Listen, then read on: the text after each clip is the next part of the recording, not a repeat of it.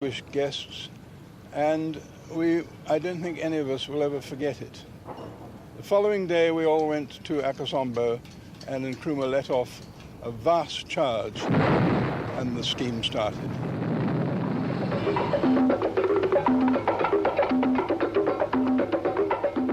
Yes, I suppose you can say Kaiser used Nkrumah, but if that makes Nkrumah passive, that would be inaccurate, because Nkrumah also used Kaiser. The question is, whose end of the bargain came out better? Nkrumah would seem to have been going into an area with so many unknowns. One can say that while he was pursuing power, power slipped through his fingers. But even as Nkrumah and Edgar Kaiser celebrated, other forces were becoming involved in the scheme. The dam was now a hostage in the vicious confrontations of the Cold War.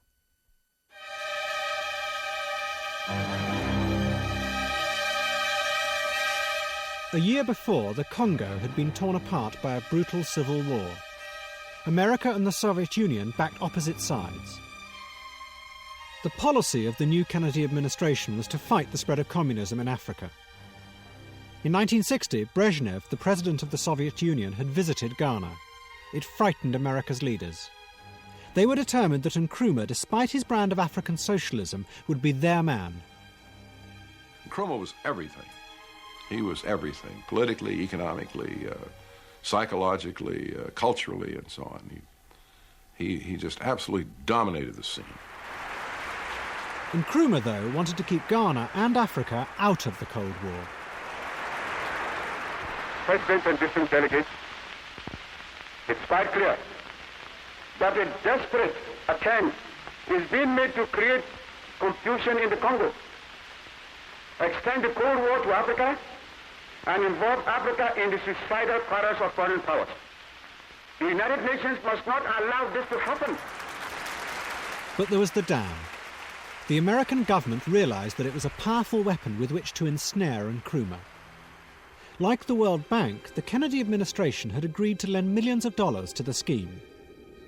In an internal memorandum, the Secretary of State, Dean Rusk, made it quite clear what this money was for. By maintaining this leverage on Nkrumah, he wrote, the US will be in a better position to influence his policies. In public, though, it was called foreign aid. The problem was that we foresaw that the progress that the Soviets were making in extending their communist ideology, particularly in Africa and to some extent in South America, certainly in the Middle East, and that therefore we had to counter that some way. And we countered it with foreign aid as a defense against the spread of communism. Bit by bit, Nkrumah's utopian vision was slipping away. The Volta scheme had become something very different from what he had originally intended. At every stage, the project had been shaped not by his idealism, but by powerful political and economic pressures. But Nkrumah still believed it was worthwhile, because once the dam was built, it could not be taken away.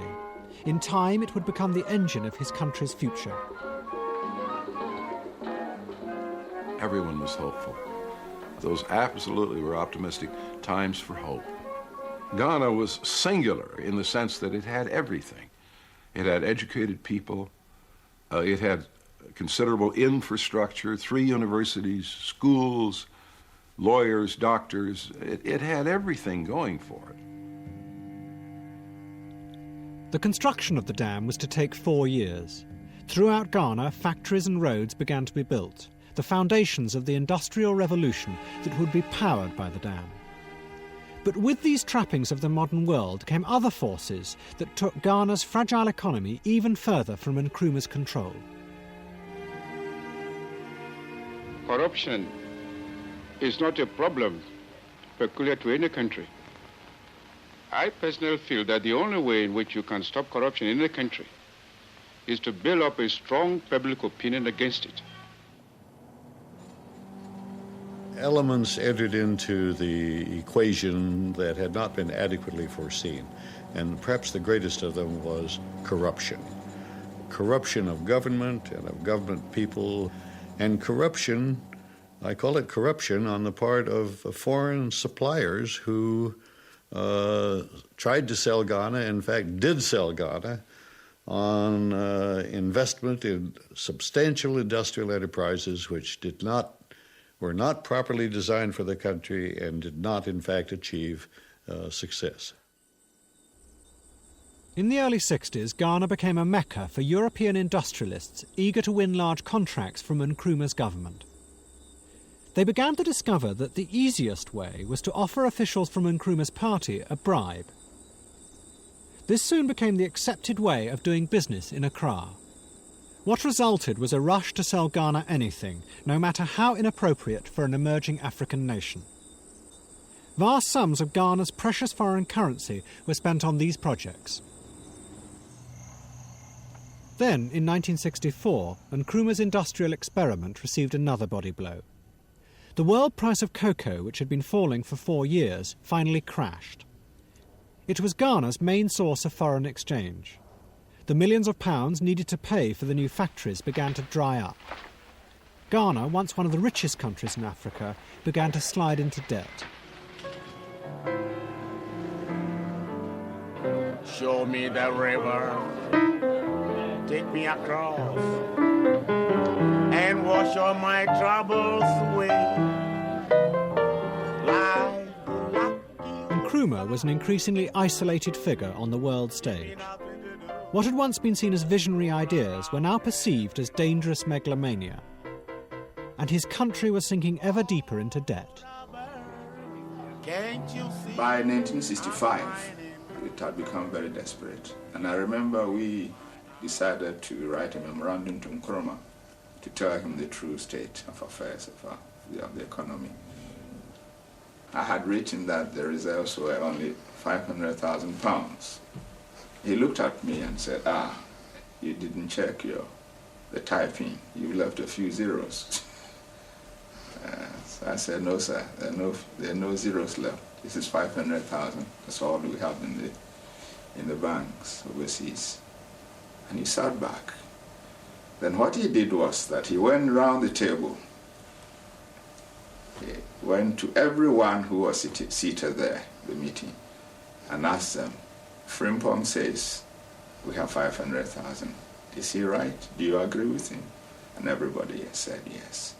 That was the first time the whole cabinet acknowledged to the president that Ghana was bankrupt. The river, take me across, and wash all my troubles away. Like the lucky old sun, give me nothing to do. Roll around heaven all day. Our objective is African Union now. There is no time to waste. We must unite or we perish.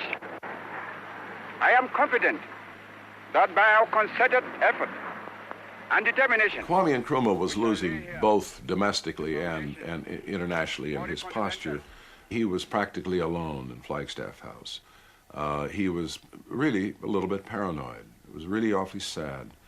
He was even afraid to... I remember they opened their parliament one day, and Nkrumah didn't want to take the chance to drive from Flagstaff House to the Parliament building. He was a prisoner in a sense. There had been a couple of attempts on his life while we were there.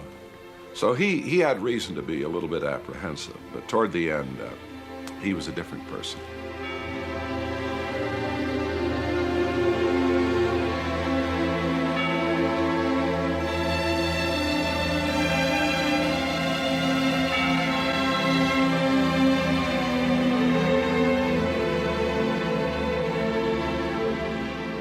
On the 22nd of January 1966, the dam was finally finished. Nkrumah organised a massive celebration. He invited the whole country to attend. The mood of the people at the celebration, the mood of the country was euphoric. There was this vast project which had come in, and they understood it will have a tremendous impact and effect on the country. I felt euphoric. I was quite enthusiastic. I thought a new dawn had come for Ghana. But all that was happening against the background of a country that already had no money, it had exchange controls, import controls. So it was just like a big emperor's new clothes. Nobody could say that Ghana was broke, but Ghana really was broke.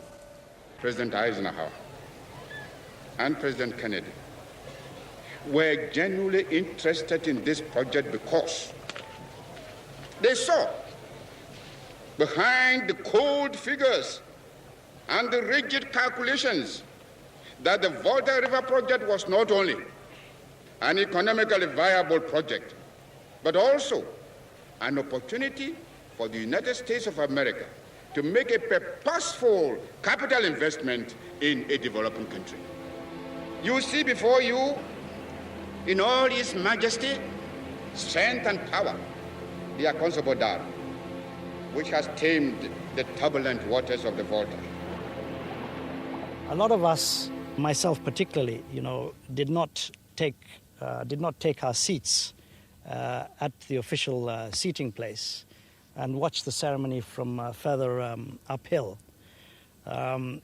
Many reasons for that. One of them was that there was talk of a possible coup at the time.